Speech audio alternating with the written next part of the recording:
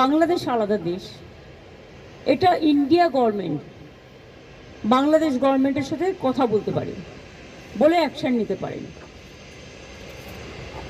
আমরা এটুকু বলতে পারি যে আমরা এক্সটার্নাল অ্যাফেয়ার্স পলিসির ব্যাপারে তৃণমূল কংগ্রেসের স্ট্যান্ড হচ্ছে যে যখনই গভর্নমেন্টে থাকুক না কেন আমরা গভর্নমেন্টের স্ট্যান্ডটাকে সাপোর্ট করি।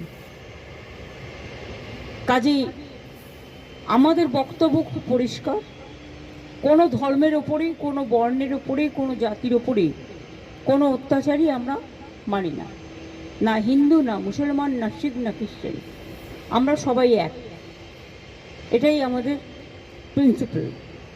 সুতরাং বুঝলে, আমার কথা দিয়ে বুঝতে পারলেন আমরা যেসব ঘটনা আজ নয় গত 1 বছর ধরে ঘটছে, প্রত্যেকটা ঘটনার জন্যই আমরা দুঃখিত। কিন্তু দুঃখিত হলেও আমরা যেহেতু